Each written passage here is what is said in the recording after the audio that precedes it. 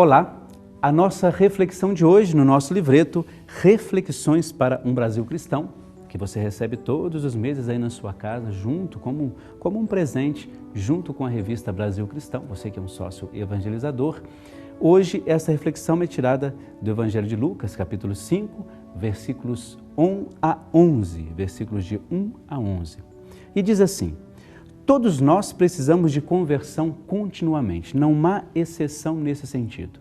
A conversão ela é um processo permanente pelo qual passou Pedro e o tempo todo ele estava ao lado de Jesus. Alguém que estava ao lado de Jesus poderia não precisar dessa conversão diária, mas Pedro, aliás, não só Pedro, todos os outros discípulos viveram isso intensamente.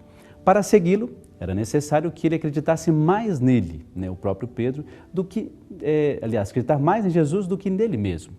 E às vezes nós temos essa dificuldade, de acreditar um pouco na ação de Deus, na nossa limitação, para que a gente possa ser um verdadeiro anunciador. Às vezes nós acreditamos demais em Deus e desmerecemos a nós mesmos. Nós nunca podemos fazer isso.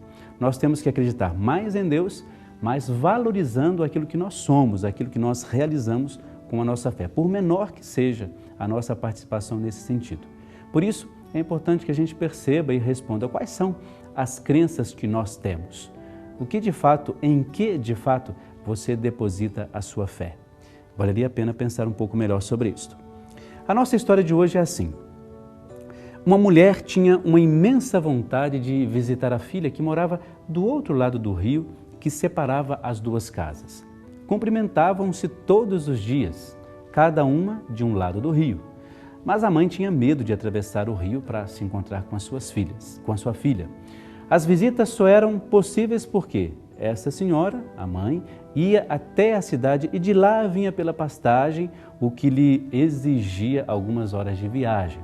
Estas duras penas só acabaram quando a neta, de pouco mais de 5 anos, a tomou pela mão e a viu perceber que a água não lhe vinha vinha até apenas o joelho. E aos poucos, pé por pé, ela conseguiu atravessar o rio e devagar foi colhendo em cada dia, na sua ida e vinda, pedras preciosas que de alguma maneira alguém havia jogado ali. A conversão rende frutos maiores do que a gente imagina. Por isso fique nesse dia de hoje com a bênção de Deus Todo-Poderoso, Deus que é Pai, Filho e Espírito Santo. Amém.